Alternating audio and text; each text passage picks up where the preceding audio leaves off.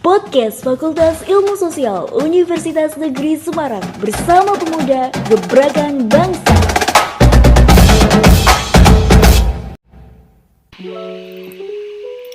Assalamualaikum warahmatullahi wabarakatuh.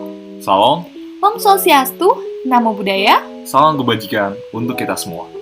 Hello everyone, selamat datang dan selamat bergabung di podcast Fakultas Ilmu Sosial bareng aku Nurul Amalia. Dan aku Januari Jaya. Yang kali ini kita bakal ngobrol soal salah satu isu hangat yang makin kesini makin urgent nih isunya. Bener nggak Jan? Iya, bener banget. Nah, jadi hari ini kita bakal ngobrol bareng soal isu lingkungan nih teman-teman. Tapi tentunya yang menjadi pembeda ya kali ini. Dengan podcast-podcast lainnya, kita akan coba kaitkan isu lingkungan dengan Sumpah Pemuda yang akan kita peringati pada bulan hari ini. Dan tentunya ini akan menjadi salah satu kunci dalam keberhasilan konservasi lingkungan masa kini. Oke, berkaitan dengan pemuda dan juga lingkungan, kali ini kita bakal ngebahas soal Zero Waste Lifestyle, menciptakan gaya hidup trendy ramah lingkungan untuk Gen Z di era digital. Nah, sebelum kita masuk ke pembahasan yang lebih lanjut nih, sebenarnya apa sih definisi dari Zero Waste Lifestyle ini, Jan? Oke teman-teman ya, jadi di sini mungkin dari teman-teman yang mendengarkan podcast ini itu masih asing ya dengan istilah yang tadi kita sebutkan. Jadi menurut United States Environmental Protection Agency, dalam websitenya dijelaskan bahwa Zero Waste sendiri merupakan bentuk konservasi lingkungan dari semua sumber daya melalui proses produksi yang bertanggung jawab serta menghindari pembuangan limbah ke tanah, air, maupun udara yang dapat mengancam lingkungan atau kesehatan manusia. Oke, berarti secara sederhana, Zero Waste Lifestyle ini merupakan gaya hidup ramah lingkungan yang bertujuan untuk mengurangi jumlah sampah yang dihasilkan individu setiap harinya. Jadi poinnya di sini itu lebih ke mengurangi produksi sampah gitu ya, Jan, bagi tiap-tiap individu. Iya, benar banget. Jadi poin pentingnya itu seperti itu. Oke, nah menurut aku ya, ini kelihatannya gampang, tapi kayaknya sulit banget sih kalau misalnya buat diterapin di kehidupan sehari-hari. Karena as we know ya, kayak gaya hidup anak muda sekarang tuh lebih yang serba instan dan mereka juga termasuk salah satu manusia yang berperilaku konsumtif lah. Dan aku rasa itu sangat sulit banget buat dilakuin. Ya, itu poinnya teman-teman. Jadi sesuai dengan yang kamu sebutin tadi, Mak. Jadi ketika kita menerapkan gaya-gaya hidup seperti serba instan dan juga konsumtif, itu kamu tahu nggak sih kalau misalkan dampak terhadap lingkungan itu sangat besar tahu? Oh ya, emang bisa seberpengaruh itu ya sama lingkungan? Iya, bisa banget tuh tentunya. Jadi kalau misalkan teman-teman di sini ya memperhatikan beberapa data yang dikeluarkan oleh instansi resmi, yang salah satunya nih dari Kementerian Lingkungan Hidup dan Kehutanan, itu menyebutkan bahwasanya pada tahun 2020 nih, Indonesia menghasilkan 67,8 juta ton. Lalu pada 2021 itu naik angkanya, jadi 68,5 juta ton. Dan tentunya dari sampah-sampah ini, itu mayoritas berasal dari limbah domestik. Atau ya mungkin kita sederhananya menyebutnya sebagai sampah rumah tangga. Oke, benar-benar. Oke, nah tapi kalau yang data yang kamu sebutin tadi ya, itu berarti gede banget sih, angkanya banyak banget sih itu dan serem banget ya. Iya. Menurutku kan kita udah tahu nih kalau dari data yang aku baca juga dari Indonesia Solid Waste Association itu pernah disebutin kalau sebenarnya sampah itu bisa ngehasilin gas rumah kaca yang dimana nanti itu bisa berdampak banget buat perubahan iklim. Bahkan bisa sampai 15% dari total keseluruhan.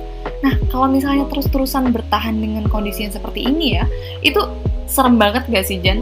Dan apa emang bisa ya? Maksudku salah satu hal yang bisa merubah itu bisa melalui Zero Waste Lifestyle ini.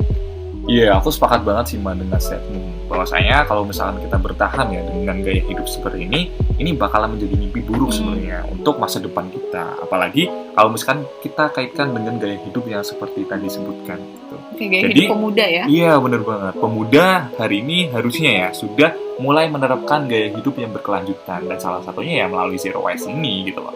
Dan mungkin kalau misalkan kita kaitkan dengan hal-hal yang nyata dan hal-hal yang berkaitan dengan Indonesia secara menyeluruh, bahwasanya Indonesia akan mendapatkan bonus demografi, Ma. Itu tahunnya kalau nggak salah 2045. Indonesia akan mendapatkan bonus demografi berupa usia produktifnya itu lebih tinggi daripada usia-usia yang lainnya. Jadi ketika kita menghadapi bulan-bulan itu atau mungkin tahun-tahun itu kita harus mempersiapkan dan bahkan kita harus menghitung bahwasanya ketika ada lonjakan dari usia produktif, apakah kita bisa mendapatkan hal positif atau negatif di sini. I see. Aku dapat poinnya nih. Berarti dengan kuantitas pemuda Indonesia yang sebanyak itu nanti, sangat disayangkan banget sih kalau seandainya semuanya punya gaya hidup yang justru nggak ramah sama lingkungan ya.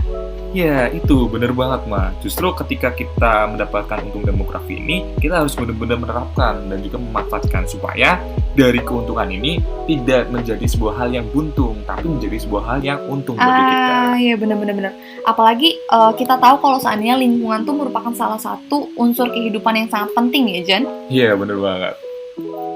Jadi kalau misalkan kita kaitkan ya, teman-teman ya, kita analogikan sederhana aja. Kalau misalkan lingkungan kita yang sekarang kita tinggal itu rusak, kayak misal contohnya di bumi aja ada, di bumi itu rusak, itu kita mau tinggal di mana lagi gitu? Iya ya. Gak ada planet B atau mungkin gak ada planet C atau ya mungkin gak ada hal-hal yang lain yang bisa kita tinggali. Bahkan bulan yang terdekat pun aku rasa ya gak layak untuk kita tinggali. Dan gimana juga kayak caranya kita bisa pindah ke bulan gak sih? Aneh banget ya. Nah, ngomong-ngomong soal zero waste lifestyle nih, terkhusus buat teman-teman Fakultas Ilmu Sosial Universitas Negeri Semarang, kayaknya menurutku udah nggak asing lagi sih buat penerapannya. Karena, tau nggak sih Jan, kalau dipikir-pikir juga nih, zero waste lifestyle ini merupakan bentuk implementasi langsung dari pilar ketiga dari 7 pilar utama Universitas Konservasi, yaitu pengelolaan limbah, bener nggak? Iya, bener banget, Ma. Karena ya kalau misalkan teman-teman sudah tahu ya, khususnya ya mahasiswa UNES nih ya, nggak cuma dari mahasiswa FIS saja, kita sebagai warga UNES yang UNES ini menerapkan kampus konservasi, ini adalah salah satu implementasi nyatanya teman-teman, melalui penerapan dari Zero Waste Lifestyle ini. Oke, berarti harusnya bisa lah ya, abis denger podcast ini pasti nggak aneh lagi lah sama penerapan dari Zero Waste Lifestyle ini. Nah, Zero Waste Lifestyle ini emang bisa dilakuinnya dengan cara apa aja sih Jan? Bisa dilakuin gratis kah? Atau dia justru perlu biaya untuk melakukan Zero Waste Lifestyle ini? Oke, jadi ngomong-ngomong ya, kalau misalkan untuk penerapannya secara langsung, jadi teman-teman ketika mungkin ya buka di Google terus search tentang Zero Waste ini itu sebenarnya ada salah satu indikator yang berasal dari Bay Johnson dari Zero Waste Home. Iya. Tahu nggak kamu, Mak? Tahu dong. Oh, tahu ya. Kalau misalkan tahu ya mungkin dari teman-teman ya tak sebutin aja ya. Jadi kriteria yang berasal dari Bay Johnson ini itu menyebutkan bahwasanya dari gerakan Zero Waste ini itu perlu menerapkan dari 6R. Jadi 6R ini bakalan berisi tentang hal-hal yang bisa diterapkan untuk menerapkan hidup-hidup yang berkaitan tentang Zero Waste ini. Oke, jadi menjadi awalan kayak gitu ya? Iya, bener banget. Apa aja tuh? 6R banyak banget sih kayaknya ya, Jan? Oke, jadi kalau misalkan 6R di sini ya, teman-teman yang pertama ada rethink. Rethink itu berpikir ulang. Lalu ada refuse, itu menolak. Ada reduce, itu ada mengurangi. Ada reuse juga, itu menggunakan kembali. Lalu ada recycle, itu mendaur ulang. Dan yang terakhir, itu ada repair, yaitu tentang memperbaiki. Oke, tapi aku mungkin teman-teman juga nih biasanya tuh dengar soal 3R, tapi ini udah berubah jadi 6R gitu ya untuk awalan dari Zero Waste Lifestyle ini.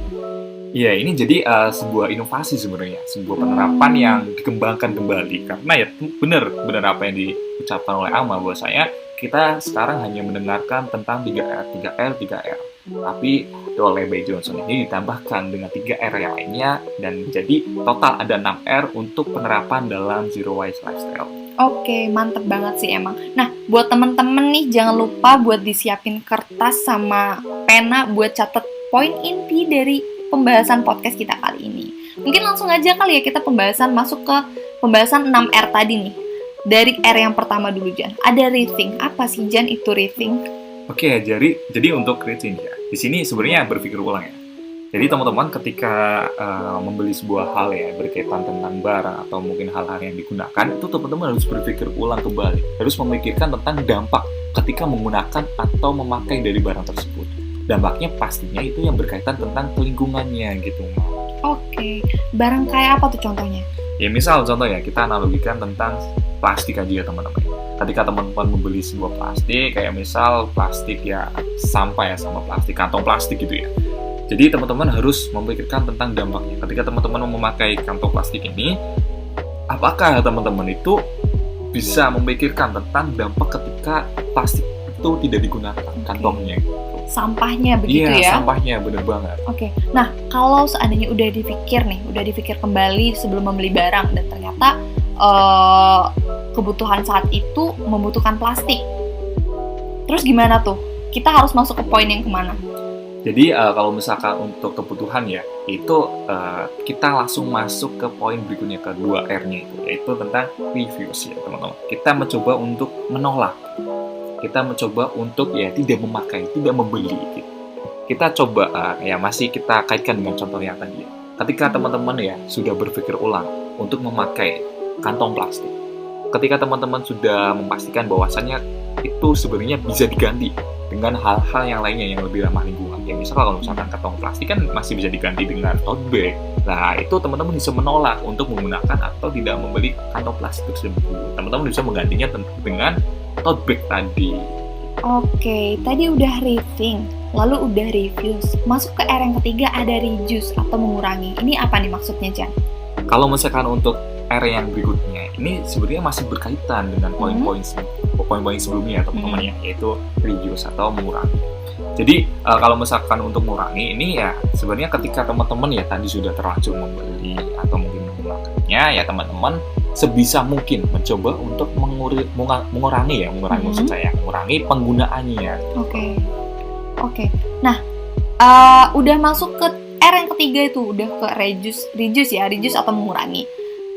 Ada R yang keempat tuh ada reuse dan recycle. R yang keempat dan kelima. Reuse dan recycle tuh apa, Jan? Oke, kalau misalkan untuk reuse dan juga recycle, ini sebenarnya ya masih ada keterkaitannya juga teman-teman ya.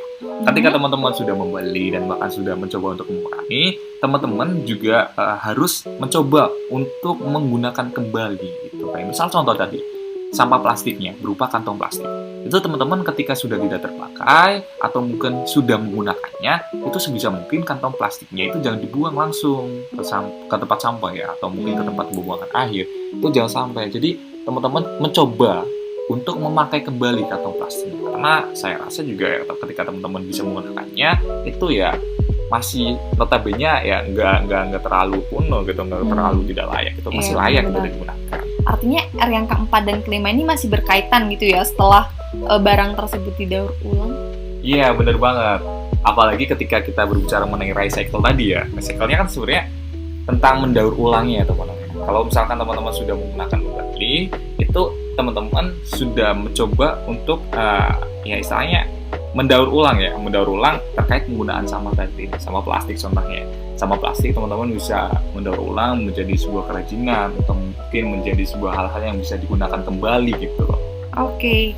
Nah, tadi udah masuk R yang keempat dan kelima ya, ada reuse dan recycle. R yang terakhir nih ada repair atau memperbaiki. Itu apa lagi tuh maksud dari repair? Oke, kalau misalkan untuk R yang terakhir ya di sini ya, repair atau memperbaiki, itu contohnya adalah ya misal contoh ya baju yang robek teman-teman. Baju robek ini sebenarnya masih bisa diperbaiki oleh teman-teman dengan ya kita coba alih fungsikan ya. Kayak misal contoh ya baju robek ini bisa dipakai untuk menjadi lap, atau mungkin baju robek bisa kita perbaiki lagi dengan menjahitnya. Kalau misalkan robekannya nggak terlalu besar, itu bisa kita gunakan kembali supaya apa? Supaya nanti ketimbang kita membuangnya dan menjadi limbah, itu kita bisa menggunakannya kembali, bisa memperbaikinya, dan bahkan kita bisa mencoba untuk mengurangi hal-hal yang tidak terlalu berdampak kepada lingkungan secara langsung. Oke, berarti bisa juga dikatakan repair itu kayak mengalihfungsikan suatu barang, bisa kali ya? Kalau misalnya baju nggak kepake nih, terus dijadiin kayak kain lap, kayak itu termasuk kan ya ke dalam repair tadi, maksudku termasuk ke dalam prinsip 6R lah ya, kalau kayak gitu. Atau bisa juga nih kalau misalnya yang sekarang tuh ada sistem baju thrift ya, yang lagi ngetren banget nih baju thrift atau pre-love. Itu kan juga termasuk baju yang udah nggak kepakai kan, yang dijual lagi. Bener-bener Pak. Oke, berarti kalau dipikir-pikir tuh zero waste lifestyle tuh nggak merugikan sama sekali, dan untungnya pun bukan cuma buat lingkungan, tapi juga buat kita pribadi ya selaku pelaku dari kegiatan zero waste lifestyle ini. Iya, bener banget Ma. Jadi kalau misalkan kita coba terapkan ya sebenarnya zero waste lifestyle ini ini akan menjadi sebuah hal yang untung bagi kita gitu loh. Dan bahkan tidak merugikan sama sekali. Dan salah satu contohnya yang nyata ya tadi yang disebutkan oleh Ama itu thrifting. Karena mereka ya sebenarnya ketika thrifting itu cuma menggunakan kembali barang-barang yang sudah tidak terpakai atau bekas. Dan mereka mencoba untuk repair atau memperbaikinya. Dan mereka pastinya ketika menjual itu ya menurutku harganya bakalan lebih tinggi gitu loh, naik ya gitu. Ada keuntungan di situ. Iya benar. Berarti dengan mengelola sampah kita bisa menerapkan gaya hidup trendy ya? Iya benar banget Ma. Jadi ya ketika kita menerapkan ini ya kita nggak cuma ramah lingkungan, kita juga ramah ke keuangan gitu loh. Iya, Kita ramah benar, dompet, benar. kita juga pengeluaran nggak terlalu besar, tapi kita juga bisa mendapatkan pemasukan di situ. Iya, dan aku rasa duitnya juga bisa dialokasiin nih teman-teman buat ke hal-hal yang lainnya, mungkin bisa ditabung atau diinvestasiin atau diapain aja lah yang lebih menjanjikan ya buat masa depan. Dan aku rasa ini sesuai banget sih sama tren gaya hidup Gen Z sama zaman sekarang ya, kan lagi marak banget nih investasi-investasi tuh. Nah itu bisa banget dari zero waste lifestyle ini juga nanti ujungnya tuh ke investasi jangka panjang nih buat teman-teman gitu. Ngomong-ngomong Jen, kita nggak berasa ya udah 10 menit lebih nih ngobrol, dan nggak kerasa banget nih kita udah sampai di penghujung podcast. Emangnya kalau kita ngobrol soal lingkungan tuh nggak ada habisnya ya sampai lupa waktu, ya nggak sih? Iya benar banget, karena ya mungkin kalau misalkan kita berbicara mengenai lingkungan ya itu ya sebuah hal yang kompleks gitu. Ini nggak ada habisnya kalau misalkan kita bahas. Iya bener banget. Nah mungkin last but not least nih, pesan dari aku buat diri aku sendiri, buat kalian semua para pendengar setiap podcast ini ya jangan pernah nyerah ataupun berhenti ya buat ngelakuin perubahan di setiap harinya untuk menjaga bumi kita, agar nantinya tetap dapat menjamin keberlangsungan kehidupan anak cucu kita nanti. Nah, kalau dari Januar? Oke, kalau misalkan dari aku simpel aja sih sebenarnya. Jangan pernah ngerasa ya teman-teman ketika teman-teman melakukan tindakan seperti yang tadi yang kita bahas itu jangan sampai ngerasa kalau misalkan tindakan kalian itu nggak berdampak gitu. Karena ya kalau misalkan kita bedah lagi ya sebuah hal yang besar dan bahkan itu berdampak secara menyeluruh itu yang mulai dari hal-hal kecil dan bahkan hal-hal yang sederhana gitu loh dari kita sendiri. Oke, jadi mari bersama kita ciptakan bumi yang lebih layak untuk masa depan. Nah, terima kasih banyak buat yang udah dengerin podcast kita kali ini. Aku Nurul Amalia. Dan aku Janur Wijaya, pamit undur diri. Sampai jumpa lagi di episode selanjutnya. Di podcast Fakultas Ilmu Sosial Universitas Negeri Semarang bersama Pemuda Gebrakan Bangsa. See you!